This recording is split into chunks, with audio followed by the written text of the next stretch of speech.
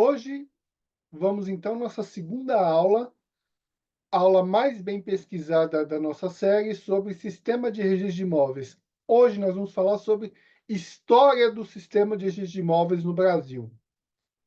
Roda a vinheta.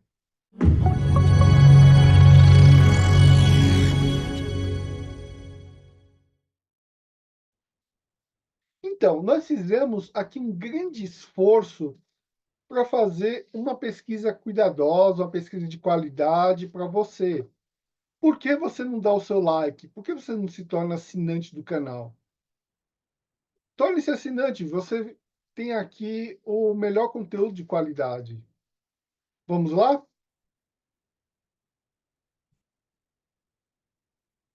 Hoje, então, nós vamos falar dos aspectos da evolução histórica do sistema de registro de imóveis no Brasil, tá?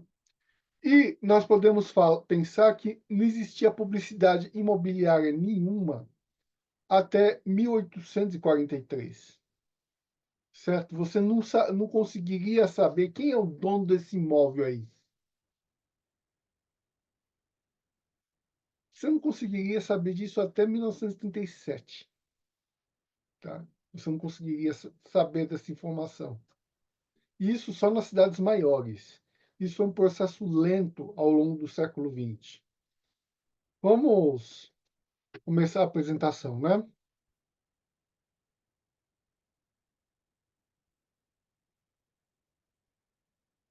De imóveis no Brasil, aspecto histórico. Algumas características. Publicidade. Quais são as características? Publicidade é todos os direitos serem conhecidos aí, então, pelo público, né, como um todo. Necessidade de publicidade para se defender um direito real.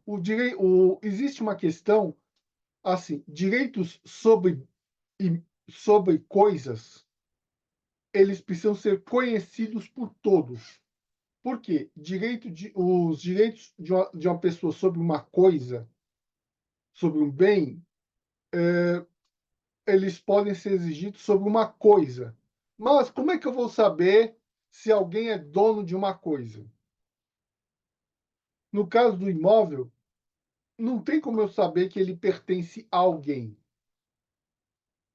certo? Eu só sei que ele pertence a alguém, a uma pessoa que não sou eu, se eu puder consultar esse documento em algum lugar, certo? Como é que eu sei que alguém é dono de um carro? Ou vendo a documentação do Detran, certo? Eu preciso saber quem é o dono dessa coisa. Onde, por quê? Porque eu posso exigir o meu direito de propriedade. Se eu sou dono de uma coisa, e uma coisa de alto valor, de valor patrimonial, eu posso exigir contra qualquer um esse direito sobre essa coisa. Só que para eu poder exigir, eu preciso provar que sou dono dessa coisa. E posso exigir contra terceiros. E quando eu for vender essa coisa, eu preciso provar que sou dono dela, certo? Para que o outro tenha segurança jurídica de que os documentos sejam válidos e reconhecíveis. O cara sabe que vai ser dono dela. Existe uma segurança jurídica para os negócios. A terceira coisa é o terceiro aspecto é a possibilidade de desenvolvimento do crédito. Imóveis, bens de alto valor, imóveis, automóveis, aviões, etc., são bens de alto valor que são comprados a crédito. Se não há, se não há venda a crédito, não há possibilidade, se não há documentação acertada, não há possibilidade de vender determinado bem a crédito, certo? Então, não tem como, se você não tem um documento público atestando quem é o proprietário daquele bem, não há como vender aquele bem a crédito, certo? O banco tem que saber quem é o dono daquela coisa que vai ser vendida a crédito. Vamos começar, então. Nós não tínhamos propriedade imobiliária até 1846. Ele tinha que verificar por conta própria e tomar posse individualmente. Não tinha documento, não tinha documento nenhum. A fonte originária da propriedade era o quê? O registro da sesmaria. O que era a sesmaria? Era uma concessão do rei de Portugal. Ele dava a pessoas, dizendo assim, ó, vou te dar um naco gigantesco de terra, uma terra muitas vezes inexplorada, que você só tinha no mapa. Você não sabia o que tinha ali. Você tinha no mapa um pedaço de terra, dizendo assim, ó, essa terra é sua se você explorar. Ah, tem índio, tem escravo, você não sabe o que tem ali. Tem cobra, tem jararaca, tem onça, tem floresta. Você vai ter que dar conta disso aí. Resolve isso aí, certo? E você pode conceder outras sesmarias aí. Ela é sua desde que você comece a explorar, desmate, faça índio, traga escravo, escravize os índios, mata os índios, faça o que for necessário. Mas faça, tá? Era muito comum também você ter a posse precária, certo? Porque você tinha muita terra. É difícil pensar nisso quando a gente mora nas cidades modernas, mas tinha muito espaço. E era muito comum, simplesmente se desmatava, comprava uns escravos e começava a trabalhar, meramente se apropriar. E a profissão do tabelião, que era aí uma delegação, né, do desembargo do Paço. Você prestava um exame, tinha exames públicos feitos ali pelo desembargo do Paço, poucas pessoas tinham capacidade, tinham uma formação necessária, se habilitava e aí você podia ser nomeado para ser tabelião, né? Ou trabalhar ou se eventualmente e às vezes se você fosse filho de alguém e fosse filho do tabelião e desempenhasse bem a sua função, o desembargo embora não houvesse previsão legal expressa, o desembargo do passo não se incomodaria, tá? E qual a função do tabelião? Ele verificava a identidade e a assinatura dos interessados. Você tinha escritura pública e você tinha as chaves. Simplesmente transferia a propriedade, a posse, tá? Você tinha escritura, tinha posse. Escritura tabelião e passava a posse, e aí você era dono. Isso começa a mudar por quê? Porque começa a ter os donos de terras começam a querer fazer hipotecas, tá? Querer começar a financiar, começa aí os bancos começam a surgir nessa época, começa a ter mercado financeiro em Londres, né? O grande banco, o primeiro banco brasileiro, né? O Mauá brasileiro, mas o banco era sede em Londres, né? Mauá e McGregor, que foi o primeiro banco, o grande banco no Brasil, né? É,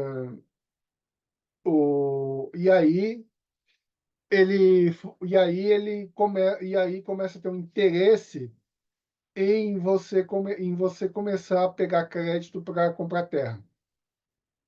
Tá? Crédito ou você botar a terra como garantia para começar a comprar equipamento, começar a comprar moendo, usina, comprar escravo, tá? E começar a produzir. E aí você cria, ainda não obrigatório, foi a primeira ideia de publicidade imobiliária, né? Foi o decreto 482 de 1846, o Registro Geral de Hipotecas. Certo? Decreto, então, 482 de 14 de novembro de 1846.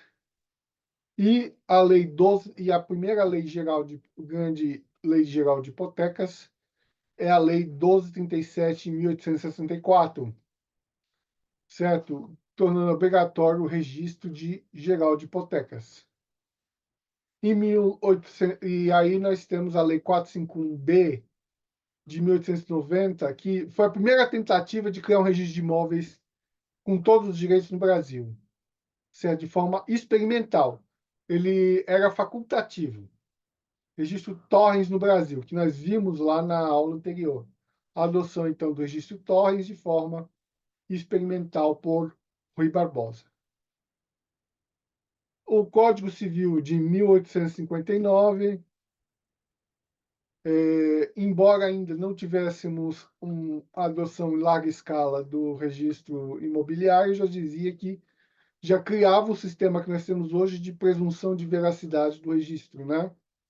Que é o sistema de hoje, que a informação do registro é a verdade. Se está no se você é dono não por informação de fato, mas por informação do registro. Se o registro está no seu nome, você é dono. Isso começou no 859 do Código Bevilacqua, embora você ainda não tenha uma adoção em larga escala do registro de imóveis. Isso ainda não foi adotado no Brasil. Mas a primeira vez que todos de adoção e larga escala dos registros públicos foi a Lei 4.637/39, que é a obrigação de todos os registros referentes a imóveis serem de registro obrigatório. E aí, todos os documentos referentes a registro vão ser colocados em livros. E quando alguém quiser consultar essa situação, ele pede um documento público que pode ser pedido por qualquer um, chamado transcrição. O que vai o interessado, o que vai o registro vai fazer? Eu quero uma transcrição da casa na rua tal. Aí você vai pagar uma taxa, o registrado vai consultar em vários livros e vai trazer a transcrição desse imóvel, né? 4380/64 do Banco Nacional da Habitação, que vai que vai dispensar da escritura pública, né, imóveis dentro do Banco Nacional da Habitação, que é a única exceção da escritura pública até hoje, tá? E o sistema atual de matrículas da 6015/73, hegemonia da matrícula. A novidade e que está sendo reforçado agora é a concentração dos atos da matrícula, certo? Os atos têm presunção absoluta, né? A partir do artigo, se eu não me engano, 54 da Lei 13.097/15, somado aí ao 797 do Código de Processo Civil, que você pode colocar a distribuição de ação no registro de imóveis, informando aí da distribuição da ação, tá? Com isso, então, nós terminamos esses aspectos históricos do sistema de imóveis. Foi a aula mais cuidadosa, mais bem bolada de todo esse canal do YouTube, e agradecemos muito você ter ficado até aqui. Like, se torne assinante de vez aqui do nosso canal, e muito obrigado por ter chegado até aqui.